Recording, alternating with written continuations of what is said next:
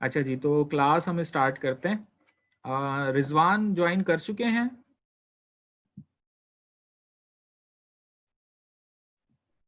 नहीं है अभी। ठीक है, चलें जी, तो क्लास स्टार्ट करते हैं। मैं यहाँ पर लेक्चर शुरू कर देता हूँ। स्क्रीन नज़र आ रही है भाई सबको?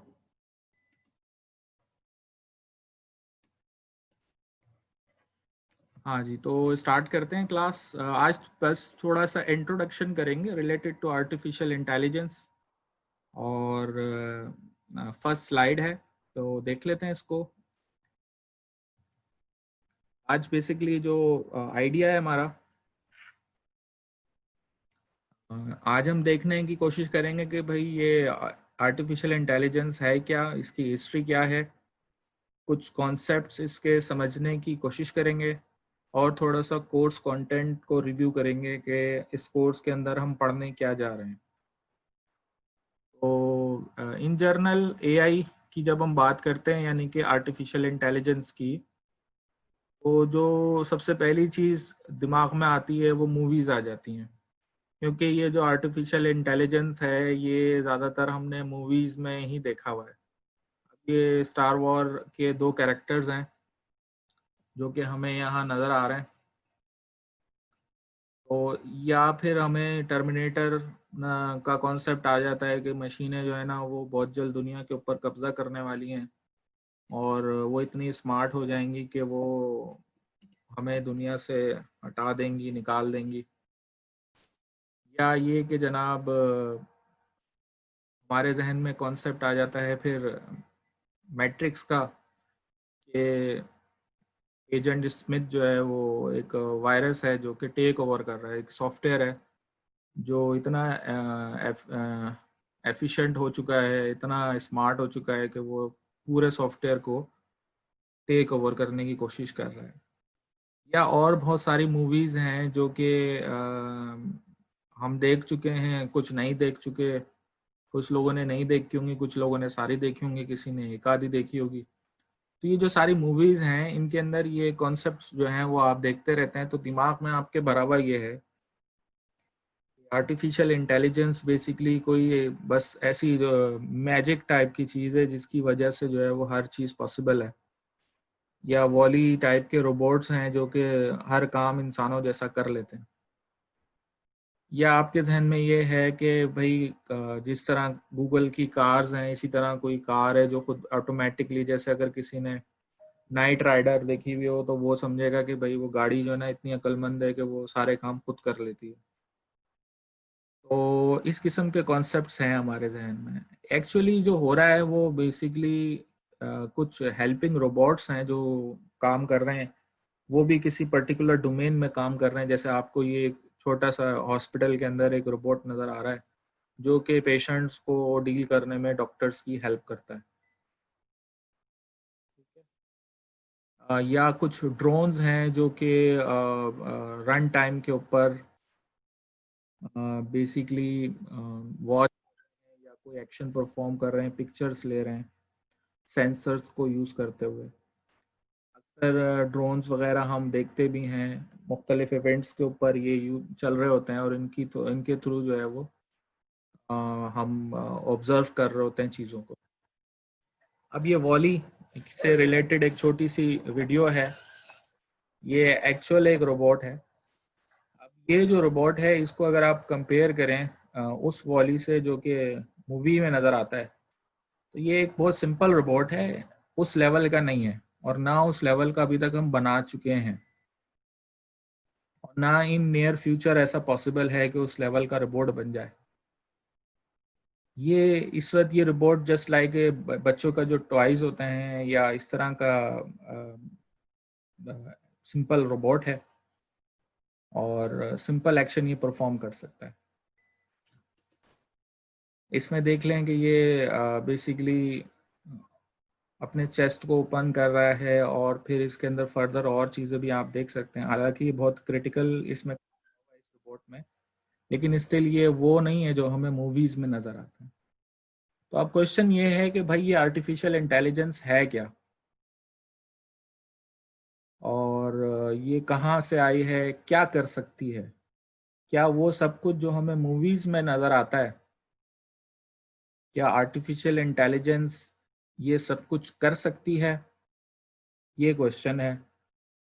और क्या इससे रिलेटेड हमें कुछ परेशान होने की ज़रूरत है कि भाई ये इन फ्यूचर जाकर कुछ ऐसा काम कर देगी जो हमारे लिए बहुत ज़्यादा प्रॉब्लम हो जाएगा? नहीं, एफिशिएंट तो है लेकिन उस लेवल की नहीं है जिस लेवल की मूवीज़ में दिखाई जाती, या जो हमारे दिमाग में भरा हुआ है कि टर्मिनेटर टाइप का कुछ जो है ना वो इंसिडेंट हो जाएगा, इस लेवल की नहीं है। सोफिया लेवल की तो है, लेकिन वो भी आपके साथ इंटरेक्ट करेगी ना, वो बिल्कुल ऐसे ही है जैसे आप किसी कंप्यूटर के साथ इंटरेक्ट कर रहे हैं, बस उसके अंदर आपने एक बॉडी लगा दी है। बाकी वो तो ऐसे ही जैसे आप किसी कंप्यूटर के साथ जो है वो गूगल पे सर्च कर रहे हैं या गूगल से बात कर रहे हैं, सिरी टाइप की एप्लीकेशन है। ठीक है, आयरन मैन टाइप का कोई इस तरह की चीज़ जो है वो अभी पॉसिबल नहीं है। तो हम इस कोर्स के अंदर क्या कर रहेंगे, वही बेसिकली बेटा मैं ये आंसर करने की कोशिश कर रहा हूँ। तो क्या क्या हम अब तक कर चुके हैं, और वो जो हो चुका है वो कैसे हुआ है, या ये कि हमें किन चीज़ों के बारे में फोकस करना चाहिए। अब ये जो मूवीज़ में हम देखते हैं ये तो इसी वजह से आर्टिफिशियल इंटेलिजेंस का जो लफ्ज़ है वो बहुत पॉपुलर भी है। तो यही सारी चीज़ें जब हम डिस्कस करते हुए चल रहे हैं, तो अब देखें यहाँ पर बेसिकली AI है क्या। तो अगर डेफिनेशन पॉइंट ऑफ व्यू से बात करेंगे तो देखिए यहाँ लिखा हुआ है science of making machines that think like people. अच्छा, अब ये जो स्लाइड है इसमें हम थोड़ा सा ये जो क्वेश्चंस हैं आपके उसको आंसर करने की कोशिश करेंगे। देखिए एक्चुअली इनिशियली जब आर्टिफिशियल इंटेलिजेंस से रिलेटेड लोगों ने रिसर्च करना शुरू करी, तो पहला जो लोगों के जहन में ख्याल आया वो ये आया कि हम कुछ इस किस्म की मशीन्स बनाएं जो लोगों की तरह सोचें। ठीक है,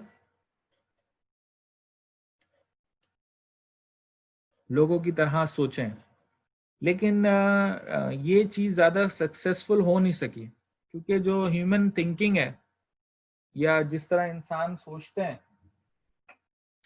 ऐसा काम करना अभी तक पॉसिबल नहीं हो सका है। इसके बाद लोगों ने इस अप्रोच को थोड़ा सा छोड़ दिया, ये ज़्यादा सक्सेसफुल नहीं हो सकी।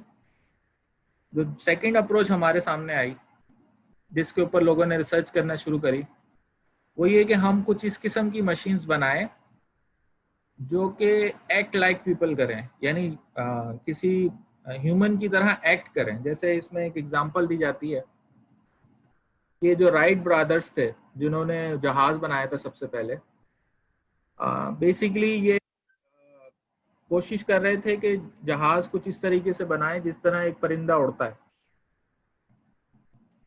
यानी उसको कॉपी करने की कोशिश करें।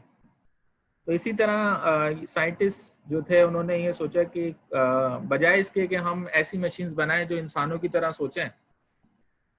अच्छा, इसमें एक प्रॉब्लम ये भी है, ये जो थिंक लाइक पीपल है ना, असल में हमें खुद भी नहीं पता कि हम सोचते कैसे हैं। जब तक हमें खुद क्लियर नहीं होगा ना कि हम सोचते कैसे हैं, हम उस चीज़ को प्रोग्राम नहीं कर सकते। तो अब फिर दूसरा जो कॉन्सेप्ट हमारे जहन में आया वो ये आया कि भाई कुछ इस तरह करते हैं कि एक्ट लाइक पीपल के कॉन्सेप्ट पे जाते हैं। एक्ट लाइक पीपल से मुराद ये है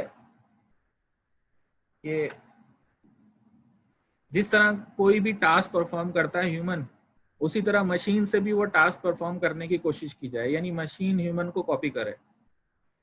अच्छा, ये कॉन्सेप्ट भी ज़्यादा पॉपुलर नहीं हो सका, इसमें भी ज़्यादा काम नहीं हो सका।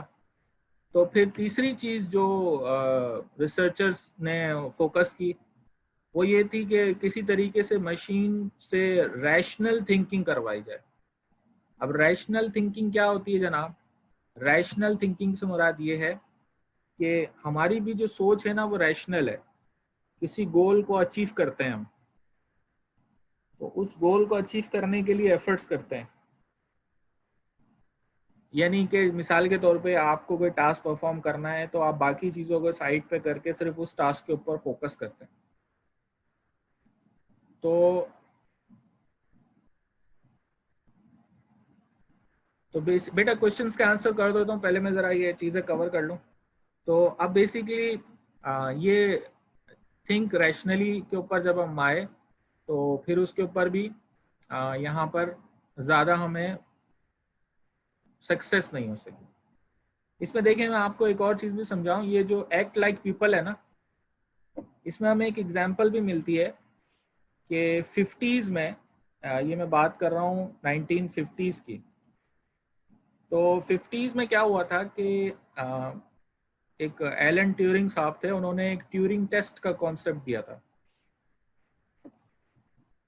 ट्यूरिंग टेस्ट क्या था कि इन्होंने ये किया कि भाई मिसाल के तौर पे एक दीवार है, इसके एक तरफ कोई पर्सन कंप्यूटर यूज कर रहा है, ठीक है, ये कोई पर्सन है जो कंप्यूटर यूज कर रहा है और कंप्यूटर बेसिकली कनेक्टेड है इस दीवार के पीछे एक और कंप्यूटर से, और एक और दो कंप्यूटर से कनेक्टेड है। ये वाला जो कंप्यूटर है इसको एक ह्यूमन पर्सन ऑपरेट कर रहा है, यानी यूँ समझ लें ये दोनों आपस में चैट कर रहे हैं। अच्छा, अब ये वाला जो कंप्यूटर है वो कोई ह्यूमन ऑपरेट नहीं कर रहा। तो अब ट्यूरिंग टेस्ट बेसिकली ये है कि ये कंप्यूटर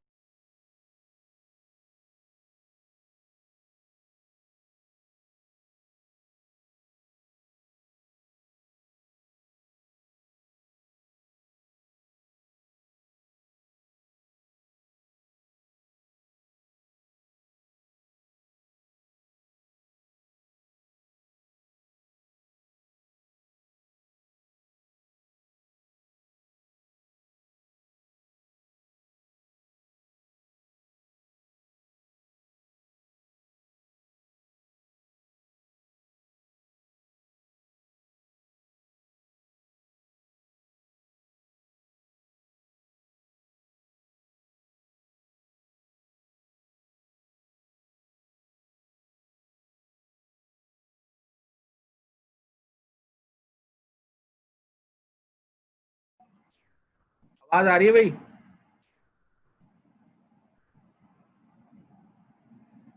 चलें मैं दोबारा से बता देता हूँ। देखिए मैं आपको बता रहा था कि बेसिकली जो आर्टिफिशियल इंटेलिजेंस है उसमें इनिशियली जो रिसर्च हो रही थी वो हो रही थी कि भाई हम कुछ ऐसी मशीन्स बना सकें जो कि थिंक लाइक पीपल करें।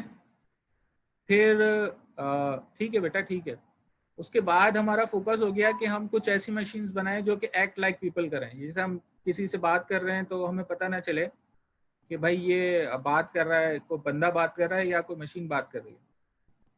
फिर ये चीज़ भी हमारा फोकस इससे हट गया और हम आ गए कि भाई अब हम ऐसी मशीन्स बनाने की कोशिश करें जो कि बेसिकली क्या करें भाई, जो कि रैशनली सोचें। जिस तरह ह्यूमन की थिंकिंग है तो हम तो एक वक्त में बहुत सारी चीज़ें सोच रहे होते हैं, लेकिन किसी एक गोल पे फोकस करके हम काम करें, लेकिन इसमें भी हमें ज़्यादा सक्सेस नहीं मिली। ट्यूरिंग टेस्ट बेसिकली सिंपल ये था कि एक एलन ट्यूरिंग साहब थे, उन्होंने एक टेस्ट ये डिज़ाइन किया था और वो ये कह रहे थे कि भाई ऐसी मशीन बनाओ कि जिससे जब मैं बात करूं तो मुझे अंदाज़ा ना हो कि ये मशीन है कि ह्यूमन है, ठीक है। वो टेस्ट समझ लें अभी तक एज सच कोई मशीन पास नहीं कर चुकी है। कुछ अभी रिसेंट एग्जांपल्स हैं जिन्होंने किसी लेवल तक उसको पास किया है, लेकिन 100% हम नहीं कह सकते कि कोई ऐसी मशीन है जिससे बात करते हुए आपको अंदाज़ा ना हो। जैसे अब ये सोफिया वगैरह की एग्जांपल आई थी, तो बड़ी हद तक हमें, अगर हम छुप के बात करें तो हमें अंदाज़ा नहीं होगा कि वो कोई ह्यूमन है या मशीन है, लेकिन स्टिल जो ह्यूमन इंटेलिजेंस है उस लेवल पे नहीं पहुंच सके हम। अच्छा, फिर इसमें भी फर्दर आज जो सक्सेस हमें मिली है वो एक्ट रैशनली के ऊपर लगी। यानी जो इस वक्त हमारा फोकस है, जो आर्टिफिशियल इंटेलिजेंस है, वो एक्चुअली एक्ट रैशनली में है।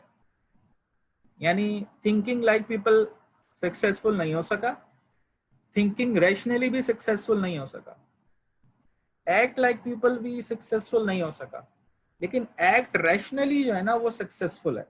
एक्ट रैशनली क्या होता है कि हमारे पास एजेंट्स होते हैं, कुछ बॉट्स होते हैं, और वो किसी एक खास पर्टिकुलर डोमेन में एक्सपर्ट होते हैं, जैसे एक्सपर्ट सिस्टम्स होते हैं, या कोई चेस खेलने वाली मशीन है, वो आपके साथ जो है वो चेस खेल रही है। इस किस्म की चीज़ों में हम, या कोई गाड़ी है जिसका एक पर्टिकुलर डोमेन है, ऑटोमेटिक ड्राइविंग है, उसमें हम कुछ हद तक डिसीजन मेकिंग कर चुके हैं, यानी कि इस तरह की कार्स बन गई हैं कि भाई वो खुद ब खुद ड्राइव कर रही हैं। तो ये जो एक्ट रैशनली है, ये एक्चुअली हमें पढ़ना है। ये है आर्टिफिशियल इंटेलिजेंस। यानी बेसिकली हम इस कोर्स के अंदर ये सीखते हैं कि किस तरीके से हम मशीन को रैशनली एक्ट करवाएंगे। ठीक है। और ये जो टर्म है रैशनल, ये हम बहुत फ्रीक्वेंटली यूज करते हैं। यानी कि करना क्या है, एक्ट रैशनली से मुराद क्या है? रैशनल से मुराद होती है कि आप कोई प्री डिफाइंड गोल अचीव करने के लिए अपनी मैक्सिमम कैपेसिटी पे जाएं, और उसके लिए आपको डिसीजंस लें। ठीक है। अच्छा, अब ये जो गोल्स होते हैं, इनको हम in terms of utility of outcomes define करते हैं। सही है। रैशनली एक्ट करवाना बेसिकली यही है कि आप कोई गोल डिफाइन कर देते हैं, और उस गोल को एक्ट करवाने के लिए जो भी डिसीजंस हैं, वो डिसीजन जो है ना, वो फिर आप उसके लिए फिर अपनी मशीन को जो है वो बनाने की कोशिश करते हैं, उसको ट्रेन करते हैं। जैसे अब एक गूगल कार है, तो अब वो कार जो है ना वो क्या कर रही है कि वो ऑटोमेटिक सराउंडिंग या एनवायरनमेंट का मुस्तकिल फीडबैक लेके सेंसर्स के थ्रू डिसीजंस ले रही है। वो आपके साथ चैट नहीं कर रही है, बात नहीं कर रही है। उसका मकसद सिर्फ ये है कि एक जगह से दूसरी जगह जाना है। या कोई चेस खेल लें आप, तो अब वो चेस खेलते हुए आपने जो चाल चली है, उस चाल के अगेंस्ट कोई चाल चलनी है। एक मिनट ठहरना यार। हेलो।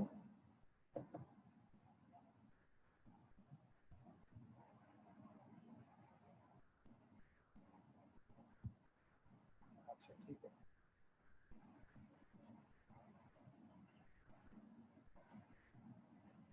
ठीक है, मैं बता दूँ,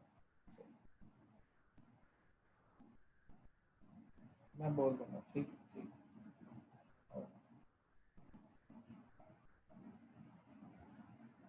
अच्छा जी, तो being rational means maximising your expected utility. यानी कोई यूटिलिटी है, यूटिलिटी से मुराद है गोल, तो उस गोल को अचीव करने के लिए आप मैक्सिमम एफर्ट करें। This is called rationality. तो एक्चुअली जो यूं समझ लें कि हमारा जो ये कोर्स है, ये एक्चुअली इसका नाम है कंप्यूटेशनल रैशनैलिटी। लेकिन अब ये नाम अगर हम रखेंगे तो इसको कोई ज्वाइन ही नहीं करेगा, और लोगों की समझ ही नहीं आएगा कि ये हम बात क्या कर रहे हैं, कंप्यूटेशनल रैशनैलिटी। असल में ये आपका कोर्स है। अब वो आर्टिफिशियल इंटेलिजेंस एक्चुअली पॉपुलर इतना हो चुका है कि लोग समझते हैं कि भाई वो आर्टिफिशियल इंटेलिजेंस कोई और चीज़ है और कंप्यूटेशनल रैशनैलिटी कोई और चीज़ है। हालांकि ये दोनों एक ही चीज़ है। इस वक्त जो एआई है जिसमें काम हो रहा है, वो एक्चुअली यही कंप्यूटेशनल रैशनैलिटी है। अभी थोड़े से और एग्जांपल आप देखेंगे तो बात आपको मजीद समझ में आ जाएगी। तो आपने ये बात जहन में रखनी है कि maximise your expected utility. Utility से मुराद कोई गोल, उस गोल को अचीव करने के लिए आपने अपनी एफर्ट्स को मैक्सिमाइज करना है, या किसी रोबोट की या मशीन की या सॉफ्टवेयर की यूटिलिटी को मैक्सिमाइज करना। This is basically computational rationality, या जिसको हम आम जुबान में आर्टिफिशियल इंटेलिजेंस कहते हैं। देखें आप मिसाल के तौर पे, आप इनिशियली थोड़ा सा स्टार्ट हुए, फिर आहिस्ता आहिस्ता आहिस्ता आप अपनी यूटिलिटी को मैक्सिमाइज करते चले जा रहे हैं, और फिर ये आप एक वक्त में आकर एक्सपेक्टेड यूटिलिटी या एक्सपेक्टेड गोल जो है उस पर पहुंच गए, और फिर आप आहिस्ता आहिस्ता इम्प्रूव करते चले जा रहे हैं उसमें, और फिर आप एक रूटीन में आके, यानी कि आपने अपने गोल्स को अचीव कर लिया है, तो आप एक पेस जो है वो फिर आपका सेम हो जाता है। This is called maximise your expected utility.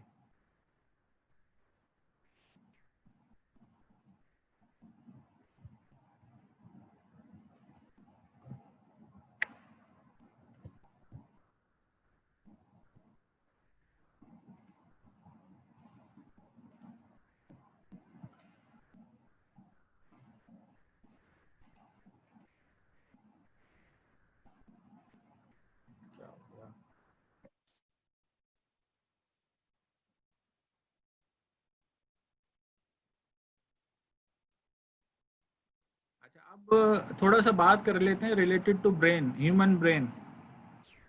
तो ह्यूमन ब्रेन की जब हम बात करते हैं तो बेसिकली ह्यूमन ब्रेन की जो खास बात है वो है ability to make rational decision. यानी होता क्या है कि जब भी हम कोई काम कर रहे होते हैं तो काम करते हुए फौरन फौरन हम कोई डिसीजन लेते हैं।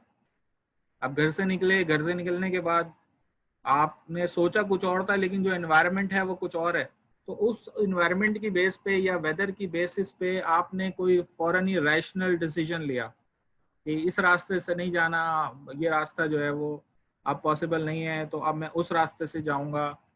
या मतलब कॉन्सेप्ट आपका क्या है, आप कोई गोल अचीव करना चाहते हैं और उसके लिए रैशनल डिसीजन लेते हैं। अब अगर आप इस ब्रेन को देखें तो इसमें डिफरेंट आपको पार्ट्स नजर आ रहे हैं। ये जो पार्ट्स है ना, ये एक्चुअली यूं समझ लें जैसे एक सॉफ्टवेयर में डिफरेंट मॉड्यूल्स होते हैं ना, इस पार्ट का डिफरेंट काम है, इस पार्ट का डिफरेंट काम है, इस पार्ट का डिफरेंट काम है, इस पार्ट का डिफरेंट काम है, लेकिन ये सब मिलकर काम करते हैं। जैसे एक सॉफ्टवेयर के अंदर डिफरेंट मॉड्यूल्स होते हैं, इसी तरीके से एक ह्यूमन ब्रेन के अंदर डिफरेंट लोब्स जैसे आपको यहाँ पे नजर भी आ रही हैं। अब इनका काम क्या है, किसके अंदर किस तरीके से फंक्शनैलिटी होती है, ये आपको कोई मेडिकल एक्सपर्ट ज़्यादा बेहतर तरीके से बता देगा या न्यूरोसर्जन बता देगा। लेकिन जो यहाँ समझने वाली चीज़ है वो ये है कि ये भी डिफरेंट मॉड्यूल्स हैं, हर मॉड्यूल का अपना अपना अलग काम होता है, लेकिन ये सारे मॉड्यूल्स मिलकर जो है ना वो टारगेट एक ही अचीव करते हैं। जैसे एक मोबाइल के अंदर बैटरी होती है, स्क्रीन होती है, उसके अंदर प्रोसेसर लगा हुआ है, उसके अंदर उसकी रैम है, हार्डवेयर बहुत सारा यूज हो रहा है, ये सब मिल मिला के टारगेट एक ही अचीव हो रहा होता है उसका, कि आपने कॉल रिसीव करनी है और कॉल भेजनी है, और भी डिफरेंट किस्म के काम करने। तो बेसिकली जो हमारा ब्रेन है वो बेसिकली उसका इंटेलिजेंस से वो रिलेशन है जो कि विंग्स का फ्लाइट से होता है। आप कोई फ्लाइट जाना चाह रही है, कोई परिंदा उड़ना जा रहा है, अब उसके विंग्स ही नहीं है तो वो ये काम नहीं कर सकता ना। इसी तरीके से जो इंटेलिजेंस है वो भी ब्रेन से इसी तरीके से रिलेटेड है कि ब्रेन नहीं होगा तो इंटेलिजेंस भी नहीं होगी। तो ये बताने का मकसद आपको यही था कि ये जो ब्रेन है ये भी मॉड्यूलर अप्रोच फॉलो करता है। तो हम भी जो सॉफ्टवेयर डेवलपमेंट के अंदर कंप्यूटेशनल रैशनैलिटी या आर्टिफिशियल इंटेलिजेंस लाने की कोशिश करते हैं, तो वो बेसिकली हम बाय यूजिंग मॉड्यूलर अप्रोच ही करते हैं। ठीक है। अच्छा, आप लोग अभी एक मिनट, पैनलिस्ट मौजूद हैं? ठीक है। ऑफिस में बहुत लाइट जा रही है भाई। अच्छा, चलें, स्क्रीन नजर आ रही है ना सबको?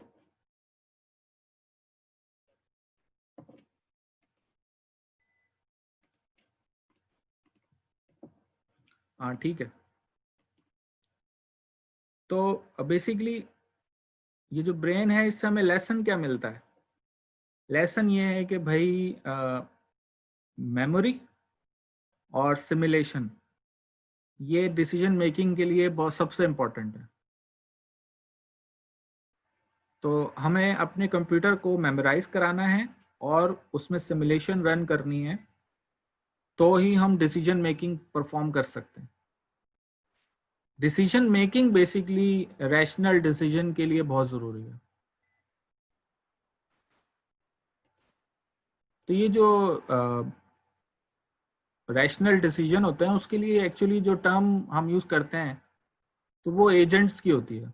यानी रैशनल एजेंट से मुराद क्या है, यहाँ पे आपको डेफिनेशन भी नज़र आ रही है कि an agent is an entity that perceives and acts.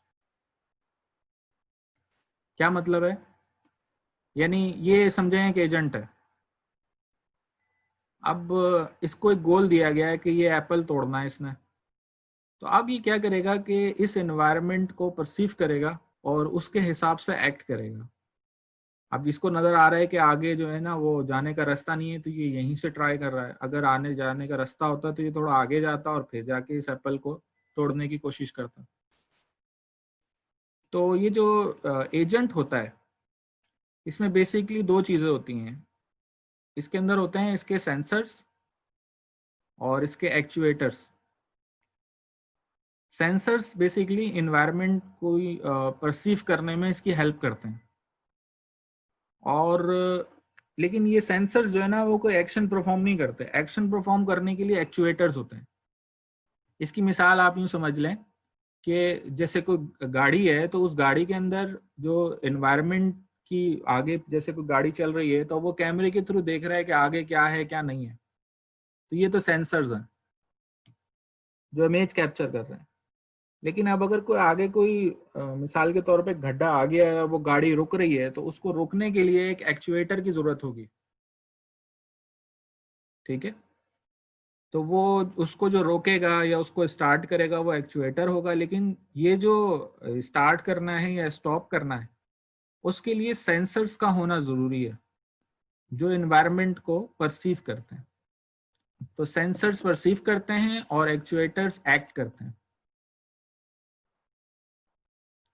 Rational agents क्या करता है? ये है कि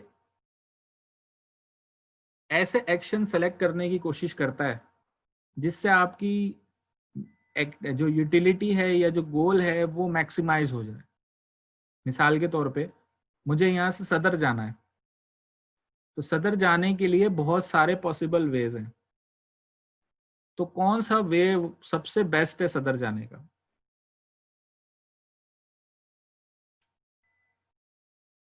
सेंसर्स को पता कैसे चलेगा कि एप्पल ही तोड़ना है? ये तो मैंने बेटा एक एग्जांपल दी है, वो तो हमने उसमें प्रोग्राम किया होगा ना उसे। भाई ये देखे ना, मैंने आपको समझाने की कोशिश की कि एजेंट डिफरेंट किस्म के होता है।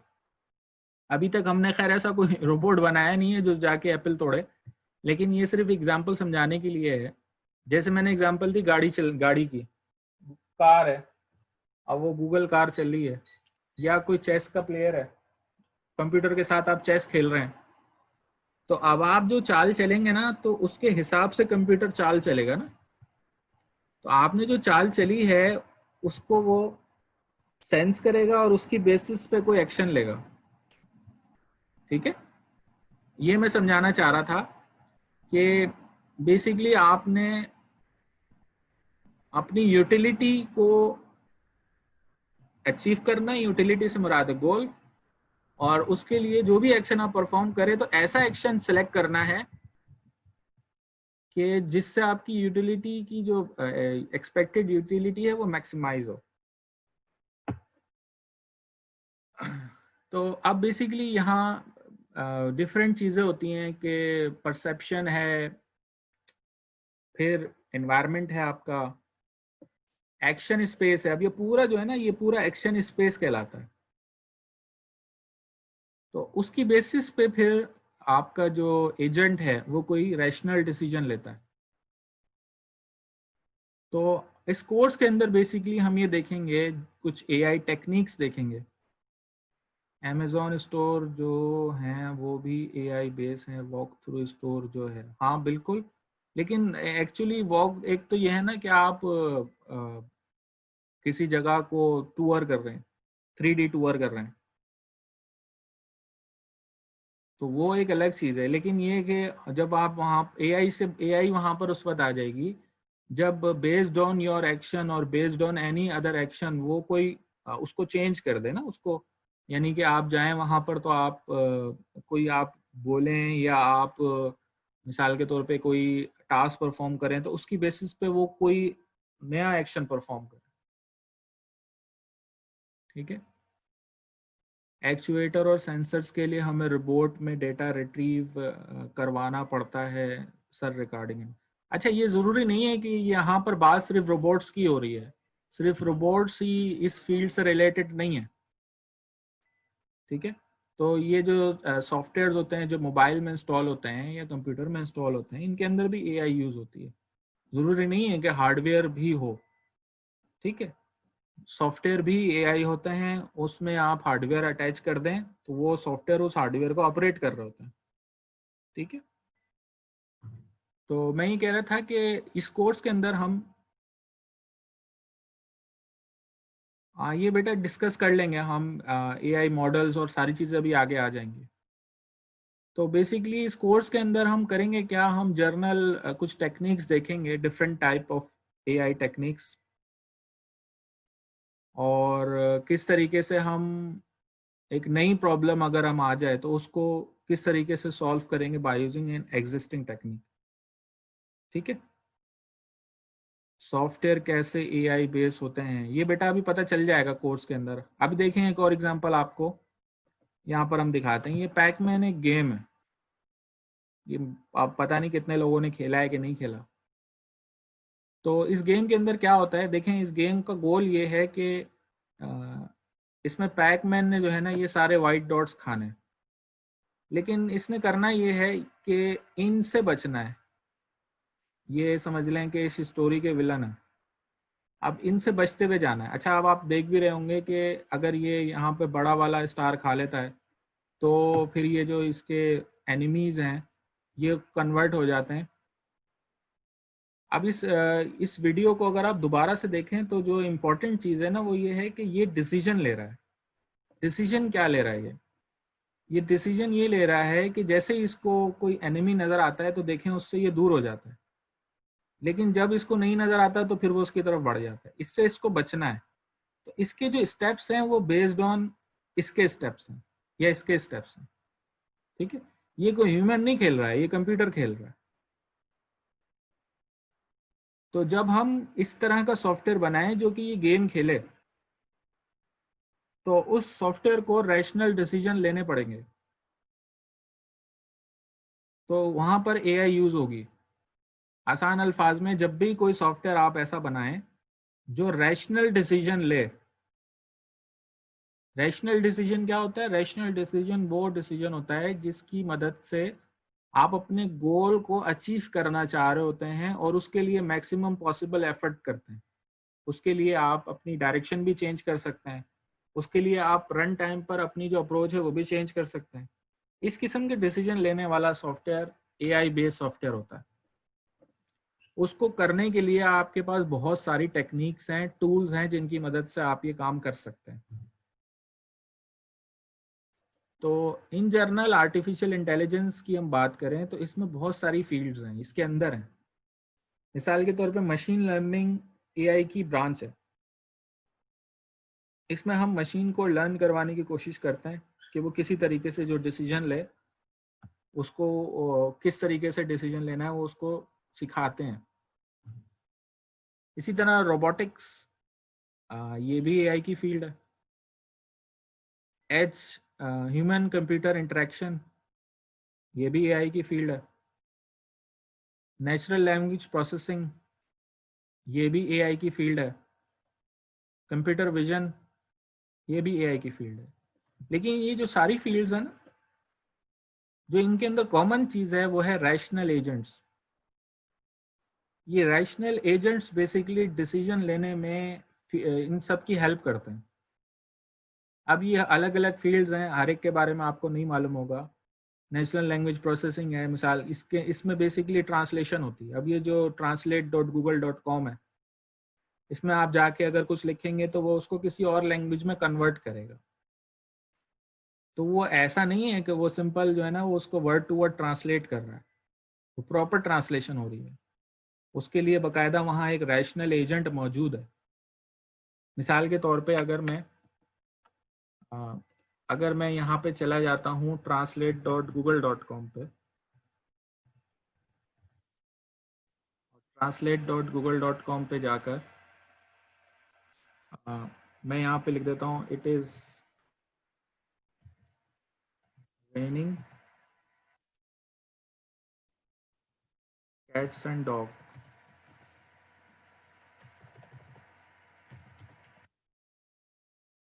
अब इसको मैं उर्दू में ट्रांसलेट करता हूँ।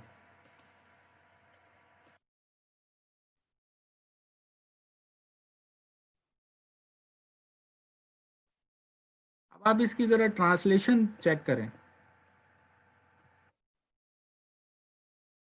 अच्छा, गूगल शो नहीं हो रहा, चले मैं दोबारा शो कर देता हूँ। देखिए मैंने जो सेंटेंस लिखा है वो लिखा है it is raining cats and dog. अब इसकी जो ट्रांसलेशन होनी चाहिए वो होनी चाहिए कि भाई बिल्ली और कुत्तों की बारिश हो रही है। लेकिन यहाँ पर क्या क्या लिखा हुआ है?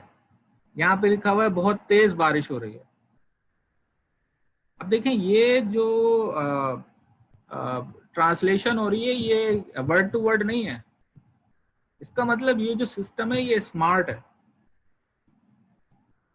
ठीक है, ये एक सिंपल मुहावरा होता है ना जैसे उर्दू में, इसी तरह इंग्लिश में इडियम्स होते हैं, ये इडियम है।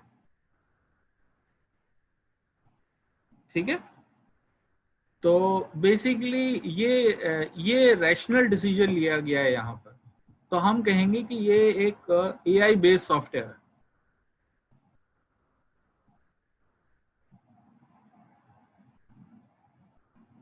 अच्छा, इसी तरीके से वापस आ जाते हैं स्लाइड के ऊपर।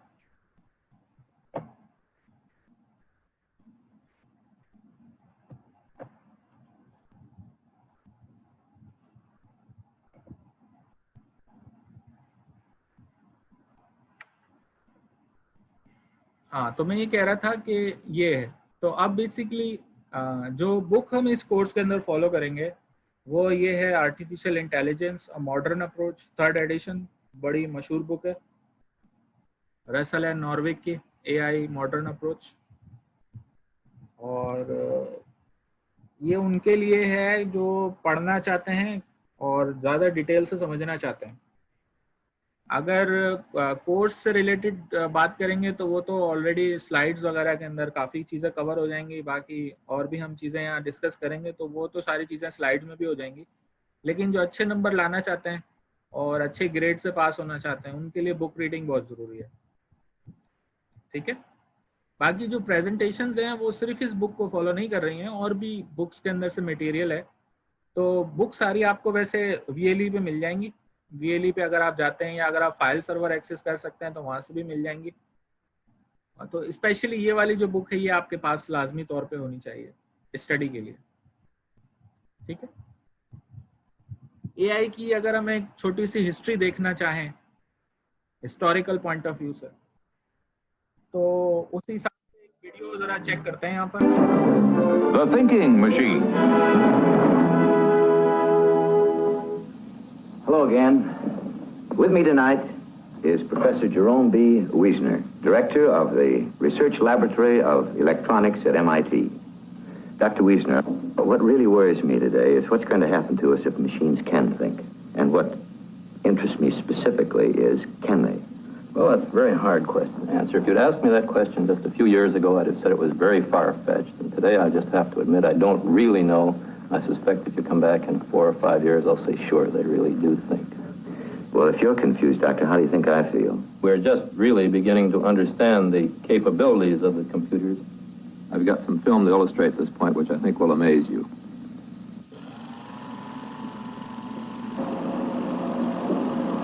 That man isn't playing checkers against a computer, is he? Sure, and it plays pretty well. Now, which color... While most computer scientists saw it as a mere number cruncher, a small group thought that the digital computer had a much grander destiny. Being a general-purpose machine, it could be programmed to do things which in humans require intelligence, play games like checkers and chess, and solve brain teasers. Let's see what it's turning out. The field became known as artificial intelligence. Can machines really think? Even the scientists argue that one. I'm convinced that machines can and will think. I don't mean that machines will behave like men. I don't think for a very long time we're going to have a difficult problem distinguishing a man from a robot. And I don't think my daughter will ever marry a computer. But I think that computers will be doing the things that men do when we say they're thinking. I'm convinced that machines can and will think in our lifetime. I confidently expect that within a matter of 10 or 15 years, something will emerge from the laboratories which is not too far from the robot of science fiction fame. They hadn't reckoned with ambiguity when they set out to use computers to translate languages. A $500,000 supercalculator, most versatile electronic brain known, translates Russian into English. Instead of mathematical wizardry, a sentence in Russian is to be fed in... One of the first non-numerical applications of computers, it was hyped as the solution to the Cold War obsession of keeping tabs on what the Russians were doing. Claims were made that the computer would replace most human translators. At present, of course, you're just in the experimental stage. When you go in for full-scale production, what will the capacity be? We should be able to do about, with a modern commercial computer, about 1 to 2 million words an hour. And this will be quite an adequate speed to cope with the whole output of the Soviet Union in just a few hours computer time a week. When do you hope to be able to achieve the speed?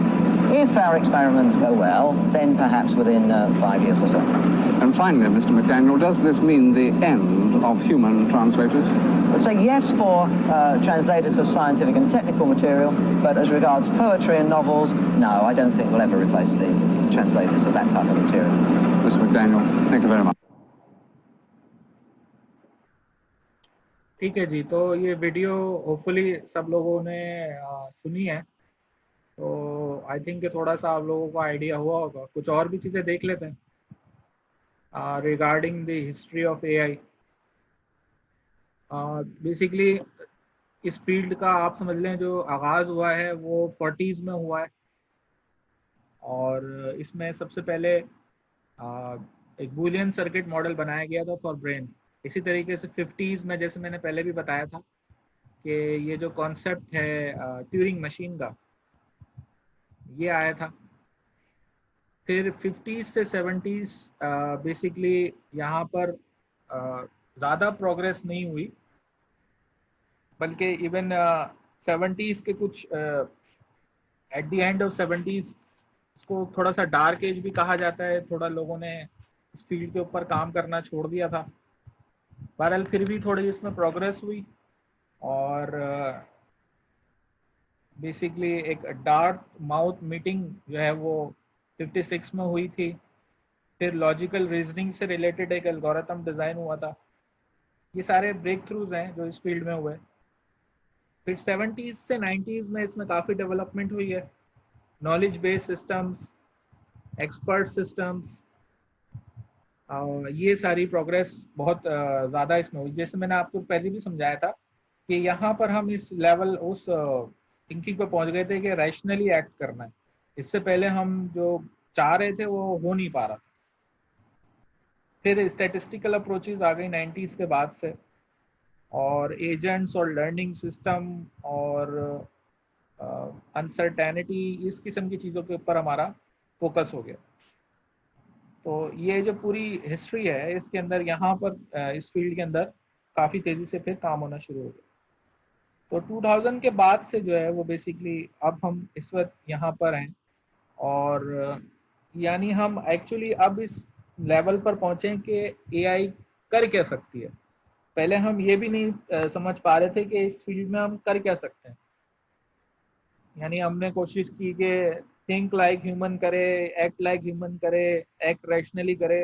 अब हम इस नतीजे पे पहुंच चुके हैं कि ये एक्ट रैशनली कर सकती है, मशीन्स को हम इस तरह बना सकते हैं. तो अब एक छोटा सा सवाल है आपसे, और वो सवाल ये है जनाब कि अगर मैं आपसे पूछूं कि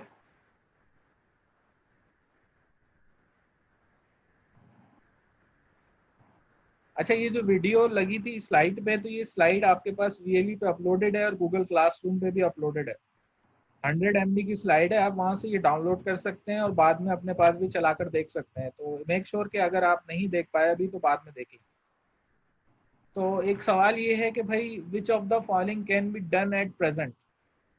तो मिसाल के तौर पे मैं आपसे कहूँ कि ये गेम है जेओपार्डी, ये यहाँ पे तो नहीं खेला जाता, यूरोप वगैरह में खेला जाता है, तो क्या ये गेम हम खेल सकते हैं? तो इसका जवाब है यस। क्या एक ह्यूमन के अगेंस्ट मशीन जीत सकती है? तो इसका जवाब भी यस है। गो एक गेम है, जैसे हम वो खेलते हैं ना, वो ड्राफ्ट वगैरह खेलते हैं, उसी तरह के गेम है ये। तो क्या ये ह्यूमन के अगेंस्ट मशीन खेल सकती है, जीत सकती है? बिल्कुल, ये हो चुका है। टेनिस खेल सकती है कोई मशीन? तो ये भी हो चुका है, ये काम AI कर सकती है। अच्छा, अब एक सिंपल सी चीज है कि एक कप को पकड़कर उसको शेल्फ में मशीन रख सकती है, ये काम अभी हो चुका है। अच्छा, इसी तरीके से क्या मशीन ये काम कर सकती है कि जो डिश वॉशर है उसको अनलोड कर दे? तो ये काम अभी नहीं हो सका। क्या मतलब है, डिश वॉशर है और उसमें जो आइटम्स हैं वो अनलोड करना, निकालना एक एक करके, ये काम अभी तक मशीन नहीं कर सकी। Drive safely along the highway, ये काम किसी हद तक हो गया है, लेकिन ये जो मसला है, इसमें जो क्वेश्चन मार्क है ना, वो इस वजह से है कि भाई शायद USA में तो सेफली ड्राइव कर ले, लेकिन अगर मैं गूगल कार को बोलूं कि ज़रा इकरा यूनिवर्सिटी से सदर तक जाना है, स्पेशली रश आवर उसमें, तो पाकिस्तान में क्या गूगल कार चल सकती है? ये एक क्वेश्चन मार्क है। यानी हर जगह पे नहीं चल सकती। जो बहुत ही ऐसी जगहें हैं जहां पर रूल्स को फॉलो किया जाता है, हर बंदा प्रॉपर तरीके से चलता है और बहुत ज़्यादा स्पेस होती है, तो वहां पर तो चल जाएगी। लेकिन जैसे हम लोग ड्राइव करते हैं उस सिनेरियो में चल सकती है, तो अभी तो नहीं चल सकती उस सिनेरियो में। क्या कह रहे हैं भाई? Raise hand.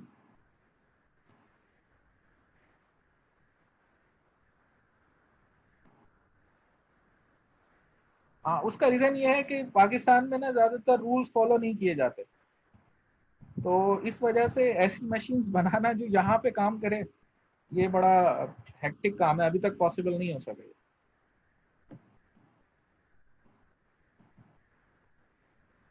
अच्छा, इसी तरीके से drive safely along telegraph Avenue. अब ये टेलीग्राफ एवेन्यू आप यही समझ लें कि जैसे हमारा ये जो रश सदर वगैरह में गाड़ियाँ चलती हैं उससे related.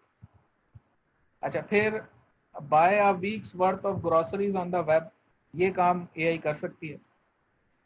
Bye a week worth of groceries at Barclays mall, अब ये रश वाली जगह है, यहाँ पर नहीं हो सकता ये काम। वेब पे हो सकता है, लेकिन आप किसी रोबोट को कहें कि इम्तियाज शॉपिंग सेंटर्स में से शॉपिंग सेंटर में जाके शॉपिंग करके ले आओ, तो वो इम्तियाज में जाके शॉपिंग करके नहीं आ सकता AI का रोबोट हमारा या एजेंट। इसी तरीके से discover and prove a new mathematical theorem, ये क्वेश्चन मार्क है। प्रूविंग तो हो चुकी है, प्रूफ तो कर सकता है, डिस्कवर करना ये थोड़ा वो है, ये बहुत ही ज़्यादा क्रिएटिव वर्क है। मशीन्स अभी तक इतनी क्रिएटिव हुई हैं नहीं हुई हैं, क्वेश्चन मार्क है। क्या मशीन सर्जिकल ऑपरेशन परफॉर्म कर सकती है? अभी तक तो नहीं कर पाई। Unload a no dishwasher in collaboration with a person, यानी वो जो डिश वॉशर वाला प्रॉब्लम था वो किसी पर्सन की मौजूदगी में उसकी हेल्प से कर सकती है, तो ये भी नहीं हो सकता। हालांकि बहुत सिंपल चीज़ है, लेकिन मशीन ये काम नहीं कर सकती। चाइनीज़ को इंग्लिश में ट्रांसलेट करना, ये काम एजेंट्स कर चुके हैं, होते हैं। Right and intentionally funny story, यानी रन टाइम पर कोई जोक बना के सुनाना, ये काम अभी तक मशीन नहीं कर सकी। अब ये अनइंटेंशनली फनी स्टोरी क्या चीज़ है? जैसे आप बैठे हुए हैं दोस्तों के साथ और आपने, कोई दोस्त आया, कोई उसने कोई बात कही, उसकी बात की बेसिस पे आपने फौरन ही एक स्टोरी सुना दी। तो यानी कि ऐसा नहीं है कि प्री प्लान्ड है, कोई बात हुई उसको देखकर आपने कुछ बोल दिया। या जैसे जो शायर हजरात होते हैं उनको हर बहुत सारे शेर याद होते हैं, वो कोई मौके की मुनासबत से कोई शेर बोल देते हैं। तो ये काम करना मशीन के लिए थोड़ा सा, बल्कि बहुत ही मुश्किल काम है। ये कुछ एग्जांपल्स हैं फनी स्टोरीज की, तो ये आप पढ़ लीजिएगा। या आप ये कर सकते हैं कि जैसे अब ये सिरी है या ये गूगल का नाव है, अब इसमें जाके आप बोलें टेल मी अ स्टोरी, तो आपको स्टोरी सुना देगा। तो लेकिन ये कि ऐसा नहीं है कि वो आपको अनइंटेंशनली कोई फनी स्टोरी सुना दे। नेचुरल लैंग्वेजेस, ये काम बहुत हो चुका है। इसमें जो सबसे बड़ी जो आप समझ लें लैंडमार्क है, ये सिरी एप्लीकेशन है जो कि एप्पल फ़ोन में होती है। इसी तरह गूगल नाव वगैरह या कोर्टाना वगैरह, ये सारी इसी की एग्जांपल्स हैं। जैसे अभी translate.google.com भी दिखाया मैंने आपको। इसी तरह टेक्स्ट टू स्पीच सिंथेसिस, आप टेक्स्ट लिखें और वो उसको रीड करे, ये हो चुका है, होता है। स्पीच रिकग्निशन वगैरह, ये सारी इसी से रिलेटेड है। तो इसमें टेक्निक्स यूज होती हैं, क्वेश्चन आंसरिंग हो सकती है, जो टेक्स्ट लिखा हुआ है उसको ये रन टाइम पर वर्ड में कन्वर्ट कर देता है, ये सारा काम होता है। वेब सर्च वो होता है, स्पैम फिल्टरिंग वगैरह, टेक्स्ट क्लासिफिकेशन वगैरह, ये सब ये एआई बेस्ड है। कंप्यूटर विजन, ये भी एआई की फील्ड है। अब यहाँ पर ये जो तस्वीर है, ये हमने एक मशीन को दी है, तो नीचे जो टेक्स्ट नजर आ रहा है ना, ये मशीन ने जनरेट किया है, ये किस हमने नहीं लिखा है। तो मशीन ये बता रही है कि man in black shirt is playing guitar, machine ने डिटेक्ट कर लिया इसे। या ये 2 यंग गर्ल्स, अब देखें इसमें थोड़ी सी मिस्टेक है, लेकिन जाहिर है वो मशीन है। तो बहरहाल 2 young girls are playing with Lego toy. अब हालांकि ये जो खातून है ये इसको खेल नहीं रही है, बल्कि बच्चे को हेल्प कर रही हैं, लेकिन वो मशीन ने डिटेक्ट किया है कि 2 यंग गर्ल्स आर प्लेइंग।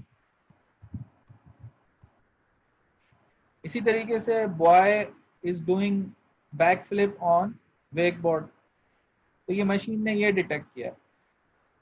ठीक है, तो बड़ी हद तक सही प्रेडिक्शन है, लेकिन एक्चुअल फिर भी नहीं है।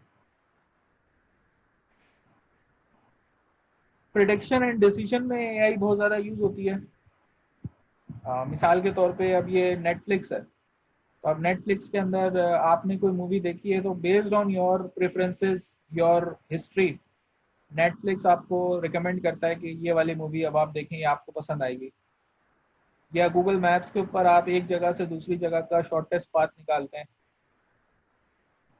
या एक जगह से दूसरी जगह जाने के लिए आप उसको बताते हैं, तो वो आपको बताता है कि ये पॉसिबिलिटीज हैं। वेदर प्रिडिक्शन, या किसी हद तक वो जो जार्विस वाली एप्लीकेशन है, किसी उस लेवल की तो नहीं है जो आयरन मैन में है, लेकिन बड़ी हद तक कंप्यूटर को आप कमांड दे सकते हैं। स्टॉक एक्सचेंज प्रिडिक्शन है, या गेम डेवलपमेंट वगैरह के अंदर बड़ी हद तक ये काम, हाँ मशीन लर्निंग भी हो सकती है, और भी बहुत असल में ये एल्गोरिथम्स होते हैं। जैसे ये रिकमेंडर सिस्टम्स जो होते हैं, ये एल्गोरिथम्स होते हैं। अब वो मशीन लर्निंग की कैटेगरी में आते हैं, वो डीप लर्निंग की कैटेगरी में आते हैं, है तो सब आर्टिफिशियल इंटेलिजेंस है। तो मशीन लर्निंग में भी जो काम हो रहा है वो आर्टिफिशियल इंटेलिजेंस ही कहलाएगा। एनएलपी में भी जो काम हो रहा है वो आर्टिफिशियल इंटेलिजेंस की कैटेगरी में आएगा। या आपका कंप्यूटर विजन में कोई काम हो रहा है तो वो भी आर्टिफिशियल इंटेलिजेंस की कैटेगरी में आएगा। जितने भी गेम्स आप आजकल खेलते हैं ना, वो सारे एआई बेस्ड है, मेजॉरिटी। खास तौर पे चेस। अब ये जो आपको पिक्चर नजर आ रही है ना, ये वर्ल्ड चैंपियन थे दुनिया की, पहली दफा इनको किसी ने, एक मशीन ने हराया था। तो ये सारे लोग बैठ के देख रहे थे। तो पहली दफा हुआ था कि ये बहुत बड़ा वाकया है एआई की हिस्ट्री में, कि एक वर्ल्ड चैंपियन को मशीन ने चेस गेम में हराया था। तो ये आप चाहें तो इसको गूगल पे सर्च भी कर सकते हैं। तो ये जो बेसिकली वर्ल्ड चैंपियन था कैस्प्रो, इसको डीप ब्लू नामी एक कंप्यूटर ने हराया था। अब इसमें इंटरेस्टिंग चीज ये है कि ये जो मशीन थी जिसको डीप ब्लू कहा जा रहा था, 97 की बात है ये, तो ये बेसिकली 200 मिलियन बोर्ड पोजीशन पर सेकंड प्रोसेस कर रही थी। यानी एक सेकंड में ये 200 बिलियन चालें देख सकती थी। तो इतना ही ज्यादा लेवल पर जाने के बाद जाकर इसने एक ह्यूमन को हराया। लेकिन अब ये चीज ध्यान में रखें कि ये जो मशीन है ये स्पेसिफिक टू चेस है। यानी अब इस मशीन से आप इसमें कोई और काम करवाना चाहेंगे तो उसके लिए अलग काम करना पड़ेगा।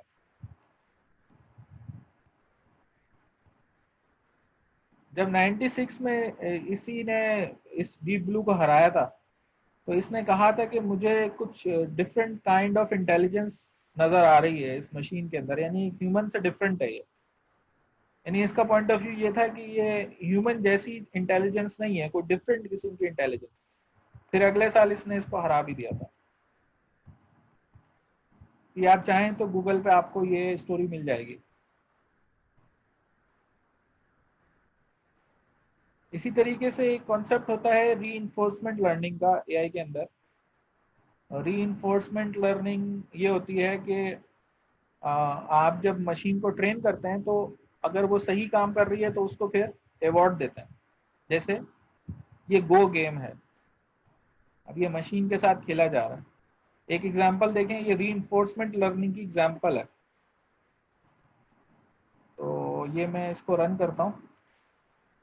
इसमें हो क्या रहा है कि ये जो एजेंट है ये बार बार ट्राइयां कर रहा है और 80 ट्राई पे 160 ट्राई पर ये थोड़ा सा चलना शुरू हो गया। यानी हो ये रहा है कि ये जितना चलता जाएगा ना उतना बेहतर होता चला जाएगा ये। अब देखें ये 640 आइट्रेशन हो गई है, तो अब ये काफी बेहतर हो चुका है। हो क्या रहा है कि जितनी दफा चल रहा है ना, तो जब इससे कोई मिस्टेक होती है तो नेक्स्ट टाइम वो मिस्टेक नहीं करता। यानी इसके अंदर इतनी कैपेबिलिटी है कि ये मिस्टेक नहीं दोहराता। तो अगली दफा जब वो मिस्टेक नहीं करता, किसी और डायरेक्शन में जाता है, तो हो सकता है सक्सेसफुल हो जाए, हो सकता है ना हो। यानी लर्निंग कर रहा है ये। तो आप देखेंगे 2000 आइट्रेशन पे जाकर ये बड़ी हद तक ये बेहतर तरीके से चल रहा है। ये कुछ और एग्जांपल हैं इसी तरीके से रीइंफोर्समेंट लर्निंग की, जिसमें कुछ एजेंट्स हैं जो इनिशियली तो बड़ा मुश्किल होती है उनको, फिर लेकिन आहिस्ता आहिस्ता वो चलना शुरू हो जाती है। ये सारा रिसर्च वर्क है, लोगों के रिसर्च पेपर है, नीचे रेफरेंस भी आया हुआ है। ये कोई छोटा मोटा काम नहीं है, ये अच्छा खासा जो है ना वो ठीक ठाक इसके अंदर जो है ना वो एफर्ट्स लगी हैं। आपको तो सिंपल एक स्क्रीन के ऊपर एक वो नजर आ रहा है। मतलब आप गेम भी खेलते हैं तो उसमें आप बता रहे होते हैं ना एक कंप्यूटर के अंदर कि वो किस तरीके से परफॉर्म करेगा। यहाँ पर ये एजेंट खुद काम करने की कोशिश कर रहा है, खुद ट्रेनिंग करने की कोशिश कर रहा है।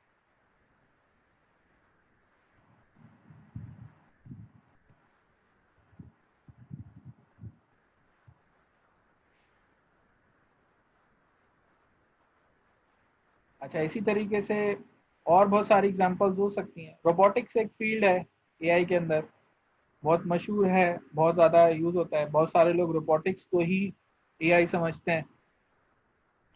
तो इसमें आपके पास हार्डवेयर भी है, जाहिर है, इसमें आपके पास सॉफ्टवेयर भी है। तो हम जो कोर्स में थोड़ा बहुत अगर डिस्कस करेंगे भी, कोई एल्गोरिथम या कोड वगैरह डिस्कस करेंगे, तो हम सिर्फ उसका सॉफ्टवेयर पार्ट देखेंगे, हार्डवेयर पार्ट, मैकेनिकल एस्पेक्ट्स हम नहीं देख पाएंगे, क्योंकि ये सारी चीज़ें मिलकर जो है ना वो एक रोबोट बनाती है।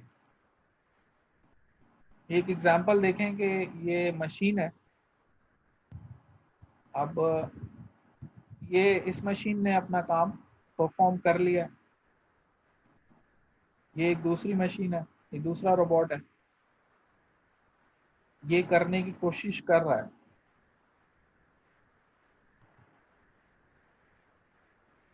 एक टूल को ग्रैब कर रहा है और ग्रैब करने के बाद फिर उसका बटन प्रेस करने की कोशिश कर रहा है।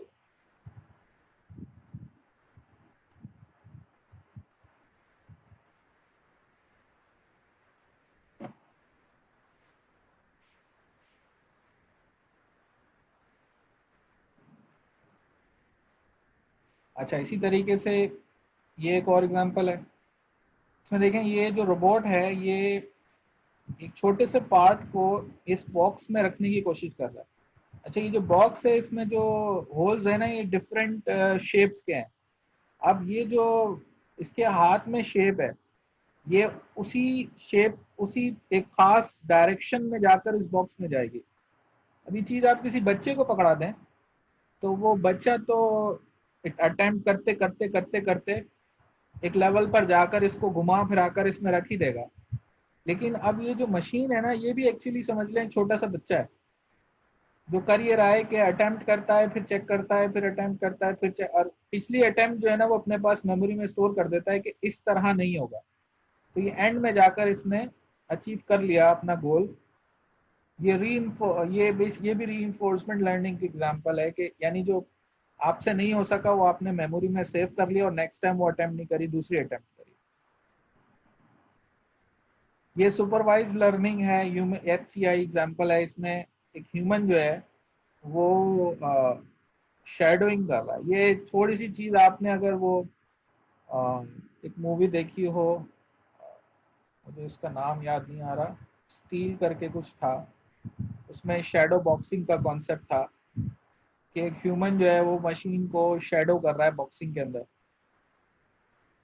तो ये कुछ उस किस्म की चीज है।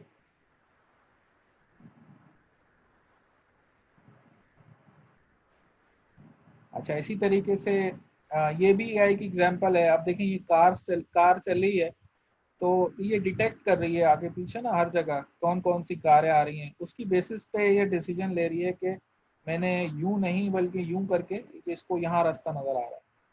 फिर इसी तरीके से यहाँ पर देखें ये कार है, इसको पार्क करना है यहाँ पर, तो अब ये पार्क करने के लिए अपने सेंसर से डिटेक्ट करेगी और फिर पार्किंग करेगी। ये गेम है। इस गेम को अगर हम देखें तो ये इस गेम के लिए तो यूटिलिटी बड़ी क्लियर है, गोल क्लियर है। लेकिन अब यहाँ पर हमें कोई गोल क्लियर नहीं है। तो ये भी एक इम्पॉर्टेंट चीज़ है कि यूटिलिटी या जो गोल, हाँ रियल स्टील वाली जो मूवी थी उसमें बेसिकली ह्यू जैकमैन जो है वो बेसिकली शैडो बॉक्सिंग कर रहा था। अच्छा, इसी तरीके से ये भी देखें यहाँ पे गेम है। अब इस गेम के अंदर हो ये रहा है कि इसको इन सब हर्डल्स को छोड़ते हुए इसको आगे जाना है। अब अगर हम एक मशीन की बात करें, अभी मशीन ऑपरेट कर रही है, ह्यूमन ऑपरेट नहीं कर रहा है इसको, तो आप देख रहे हैं कि ये एक जगह फंस गई है और इसके अंदर जो है ना वो इसको समझ नहीं आ रहा है। अब ये डिसीजन ले रही है कि किस तरीके से मुझे यहाँ से निकलना है। तो अब ये आहिस्ता आहिस्ता आहिस्ता घूम घूम के फिर ये यहाँ से जो है वो निकलने के काबिल होगी। इसी तरीके से ये एक मिकी माउस है, ये भी एक एग्जांपल है रिलेटेड टू AI। इसमें क्या है कि ये मिकी माउस देख लेते हैं बल्कि इसको।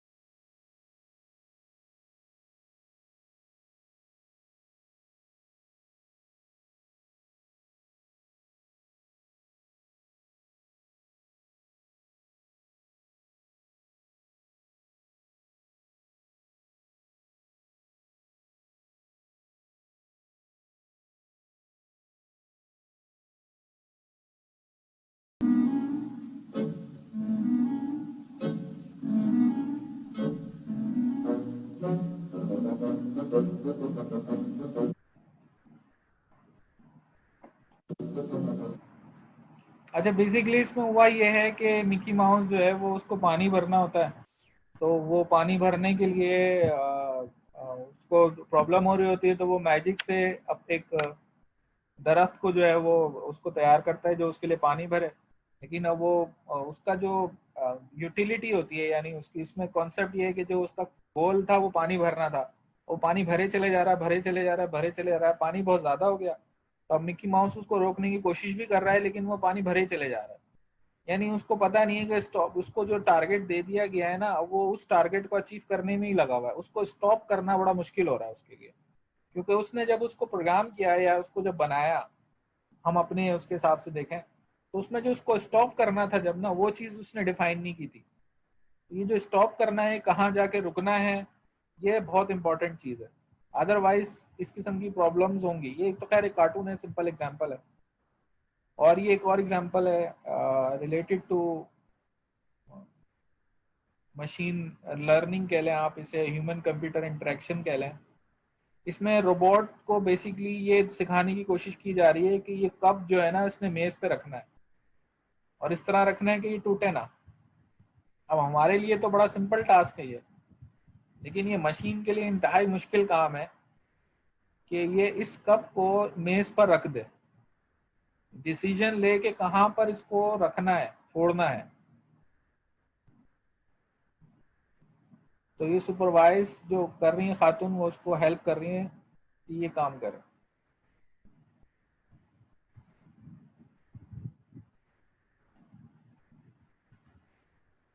अब यहाँ पर ये जो रोबोट है, इसको बहुत सारी चीज़ों को देखना है, डिटेक्ट करना है, ग्लास को डिटेक्ट करना है, कप को डिटेक्ट करना है, मेज को डिटेक्ट करना है, इस तरह के काम ही करना है।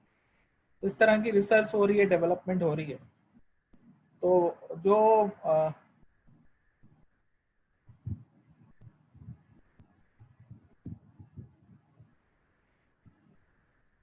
तो बेसिकली जो असल चीज़ है जो आपको जहन में रखनी है ना, वो है एक तो ये कि ये जो कोर्स है ये एक्चुअली है कंप्यूटेशनल रैशनैलिटी, ठीक है। दूसरी चीज ये कि जो आपको बात जो पॉइंट है वो है maximize your expected utility. Utility से मुराद गोल है जो आप अचीव करना चाहते हैं।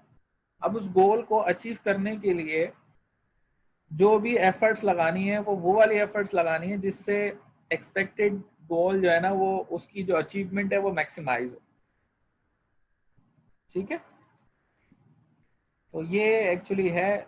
अब ये कुछ रिव्यू क्वेश्चंस हैं, इसको आप देख लीजिएगा कि भाई ये ट्यूरिंग टेस्ट क्या था, एआई स्टडी करने के लिए क्या क्या अप्रोचेज हो सकती हैं, और नेक्स्ट जो डेकेड्स हैं उसमें कौन कौन से ऐसे एरियाज हैं जहां पर एआई सक्सेसफुल नहीं होगी।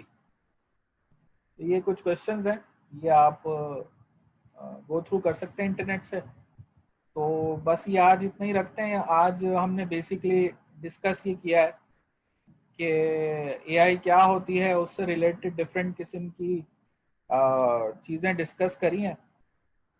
तो